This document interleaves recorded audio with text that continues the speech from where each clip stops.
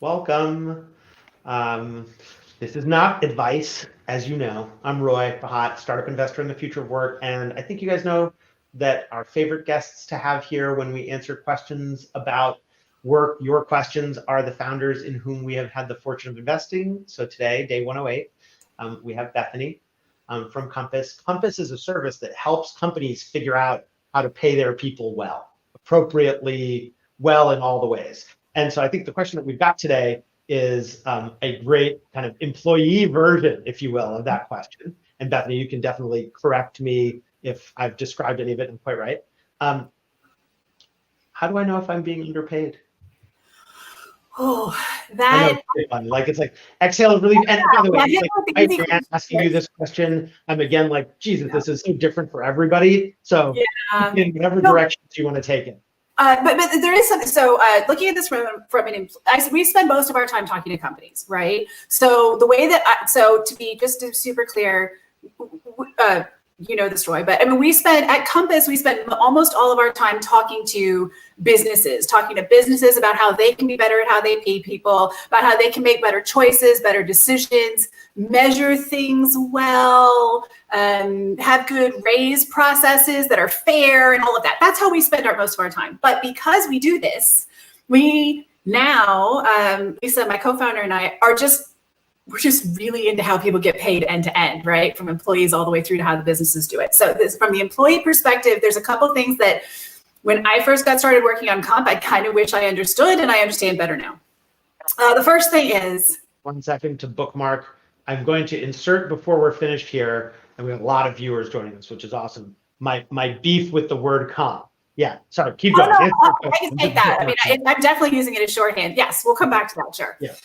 But the question is like things about how you get paid. So the thing is, there's two ways to look at it. If you're like, am I getting paid the right amount? Am I getting underpaid? Everyone wants to know if they're getting underpaid. No one wants to know if they're being overpaid. Am I being underpaid, right?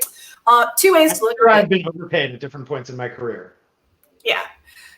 Different ways of looking at this. The first one is, am I being paid? How am I being paid compared to how much I could get somewhere else? That's how you're being paid according to this thing that is loosely referred to as the market. Now, the market is not a total fairy tale, but it is sort of this very blobby thing. And so sometimes you have like businesses that say like, oh, the market is the market. And I just call BS on that, right? The market is whatever is right for that business to have people join it. And when you as an employee, are you joining it? Is everybody happy with that? Feel content, right? So that's the market. Which is why I kind of reject that when people say, am I being paid fairly if I could make so much more at Facebook? Yeah, like, I mean, Google prints money. What are you going to do, right? But the real question about are you being paid fairly, I think, comes down to, are you being paid consistently with how other people inside the organization are being paid? And that's a question that you can start to think about that's a question that's solvable, right? Let me just stop you for a second. The implication of that is there is no such thing as a company that underpays all its people. Because if it's underpaying them all, then it's fair. It pays that. Like, it just doesn't pay very well, right? Yeah. Like, I mean, some companies are not rolling in cash, right? You're going to pay.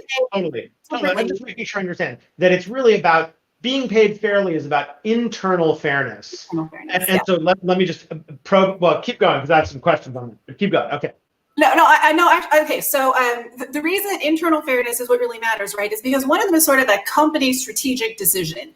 We're going to try to pay it 25% of the company might be stupid in underpaying people generally, and people might leave, but that's not a fairness issue so much as it is a stupidity issue. Yes, absolutely. 1,000% agree. Okay, cool. But so here's some things that you can start to do as an individual human, individual person, manager or individual contributor inside a company to start to figure this out, right? One thing is in the state of California, and I believe starting in Colorado, starting in January, you have the right as a candidate, if you're joining a company, to ask how much a job pays. That's really important, but be clear, at least in California, that right does not magically. If you're joining, don't you by definition know how much the job pays because they're making No, you? no, you need to know what the job pays before you get the offer, right? So what you can say is before there's an offer, what is the pay range for this job that I'm applying for? Yeah, got it. Any point in, you're saying you have the right at any point in the Pre-hire process. Yeah. Yeah. Okay, cool. Keep going. I'm listening. Now, any point in the pre-hire process, you can ask that question. How much is this job? What is the pay range for this job? There's lots of ways that companies try to tap dance. Not all, but some companies try to tap dance that. But really, you have the right. By the time you get to a letter or an offer, you should be able to say, like, what is the range for this job? What is the pay range for this role I'm coming into? But understand kind of where you're coming in that range. Once you join, you do not have that does not actually transfer to you. And there's a couple other catches there. Doesn't cover stock. That legal right doesn't cover stock and doesn't necessarily cover bonuses. There's a couple tricks around the edges of that, but doesn't really cover, bonuses, performance bonuses. So, but it covers your general salary. Companies kind of need to understand, that's something we coach them on a lot, that people are going to talk about this. You have the legal right to talk about your pay with your colleagues. And right. So you're saying, no, if I'm underpaid, but asking around. Yeah, you can talk about this. And I'm from a generation where we didn't. And so a lot of companies have a difficult time adjusting to this. Like in practice, I mean, I'm just curious for any stories you have of people who like, okay, that's cool. I know I can talk to them, but shit, man, what if I am underpaid? Won't that be humiliating? Or I'm embarrassed asking about that just because it's gauche. But some of the best stories that I've heard about this and about companies or about individuals who have helped make this better are about people who are likely to not be underpaid, people who are likely to be paid on the high side. Yes, I am talking about a specific university educated, often, engineers who are usually men, who are coming forth and being willing to talk about how much money they make to their colleagues to help empower the other people who might not have had the same negotiating clout coming in, so that they can understand where they are in position in that position, right? So I totally get it. Like if you're concerned that you're on the that you may not have negotiated particularly well or something like that, yes, there can be some strangeness, some embarrassment about that. Yeah. But when it comes right down to it, this is something that is powerful and useful for people to do, whether you think you're underpaid or not. You can actually help your colleagues. Like, let's say I'm worried I'm underpaid and I know I can talk to my coworkers and I've identified a coworker I trust. How would you bring it up? So, hey, you get paid, I get paid X. Like that feels incredibly off. This is incredibly awkward to do, and I know that. Yeah. I mean, again, that's what I'm asking. Like this is the indelicate question. How do you bring it up? And like I'm Gen X, so this is like we were super trained to never do this, right? The thing that I would say is, it is okay, I think, to tell somebody like, I expected my bonus to be more. I thought it was going to be more like X%, and it was less. How are you feeling about that, other person who I like and trust? How are you feeling about, I thought we were going to have raises this year, or I wasn't surprised because of how wild things have been this year. I'm not actually surprised. I think what you're describing is the kind of the language of self-ownership of like, here's the thing I'm feeling and experiencing. How about you? Yes, and I think that that's the best way you could open it, regardless of where you think you might be in this continuum of pay. That's terrific. And what do you do? And you should interrupt me back because, as you know, I express love through interruption. I know you do. You're good.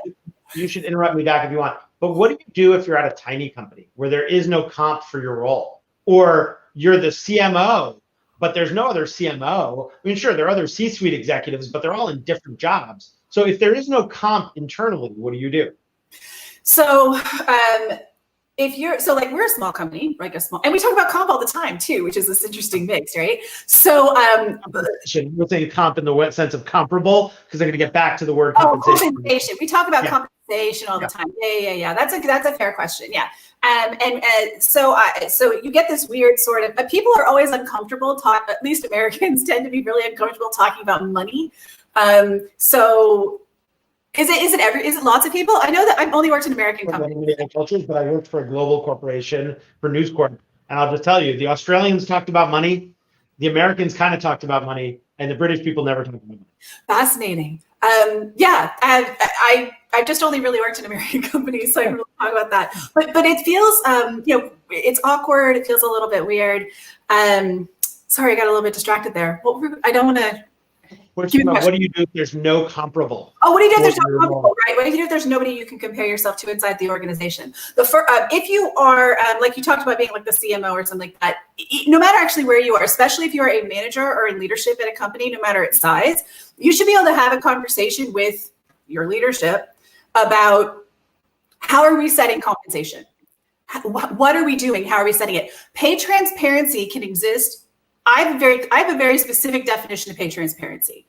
And that is that every employee knows why they make, how much, why they make what they make, and how they can make more. And that's something you can do at any size company, right? And the level of complexity around it and how formulaic it is and all of that. Yeah, we should do better with that at Bloomberg Beta. Thank you. That's fine. It's something everyone wants to be better at it. But that's the definition of pay transparency to me. So coming into your leadership and saying like, why do I make, how much I make, and how much can I make more? How can I make more? That's the key. Interrogate the reasons for your pay in addition to comparables to a comparable set of people. Right. That's actually more important than anything else, right? Because at that point, you're like, we set our pay targets to be in the bottom third, but we do more for stock. And so this is how we do it.